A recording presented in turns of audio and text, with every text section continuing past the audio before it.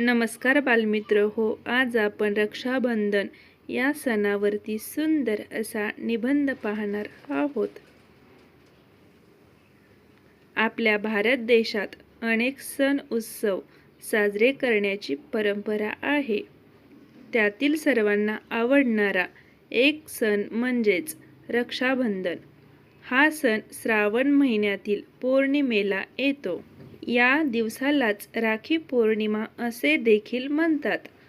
हा सण भाऊ बहिणीचे नाते घट्ट करणारा आहे। या दिवशी बहीण भावाला पाटावर बसून राखी बांधते। राखी बांधून ती त्याला ओवाळते व त्याच्या दीर्घ आयुष्याची व प्रगतीची मनोभावे प्रार्थना करते।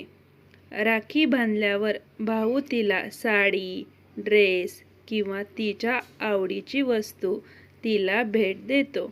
बहीण भावाला मिठाई देते।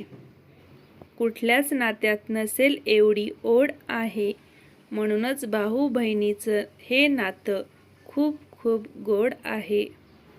खरं तर रक्षाबंधन या शब्दाचा खूप चांगला अर्थ आहे। रक्षा म्हणजे संरक्षण व बंधन म्हणजे बांधणे, म्हणजेच बहिणीने भावाला आपली रक्षा करण्यासाठी बांधलेले बंधन होय।